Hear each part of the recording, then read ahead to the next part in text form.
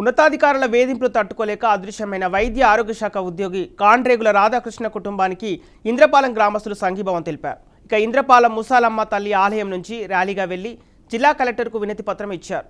రాధాకృష్ణను వేధించిన అధికారులను సస్పెండ్ చేయాలని డిమాండ్ చేస్తున్నారు. వైద్య ఆరోగ్య శాఖలో పనిచేస్తున్న మా ఇంద్రపాలెం నివాసి కాండ్రేగుల రాధాకృష్ణ గారు అదృశ్యమైనటువంటి సంఘటన మా యావత్ ఇంద్రపాలెం గ్రామాన్ని విషాదానికి గురిచేసింది. అయితే ఈ సంఘటనని ఆ విధంగా ఆయన చేసుకోవడం అనే దాన్ని మేము ఎవరో సమర్థించకపోయినప్పటికీ భవిష్యత్తులో ఇటువంటి సంఘటన మరెవరికి జరగకూడదనే ఉద్దేశంతో ఈరోజు ఈ గ్రామ ప్రజలందరూ కూడా కలెక్టర్ గారికి డిఎంఎన్హెచ్ఓ గారికి కూడా మేము మెమోరాండాలు ఇస్తాం. ఈ సమస్యకి పరిష్కారం అయ్యే వరకు కూడా అవసరమైతే మేము పై స్థాయిలో డిప్యూటీ సీఎం గారికి అదేవిధంగా సీఎం గారి దృష్టికి కూడా తీసుకెళ్తామని చెప్పి సందర్భంగా తెలియజేస్తున్నాం. ముఖ్యంగా మా మిత్రులు చెప్పినట్టుగా రాధాకృష్ణ గారు చాలా సౌమ్యుడు, చాలా నిజాయితీపరుడు. గత కొన్ని సంవత్సరాలుగా మా ఇంద్రపాలెం గ్రామంలో ఎటువంటి వివాదాలకు తావు లేకుండా ఆయన నివాసం ఉంటున్నారు.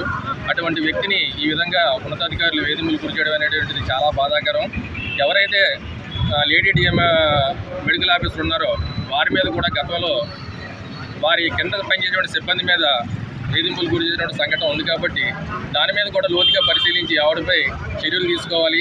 సస్పెండ్ చేయడమే కాదు, వేధించిన ఉన్నతాధికారులందరినీ కూడా ఉద్యోగాల నుంచి రిలీవ్ చేయాలి.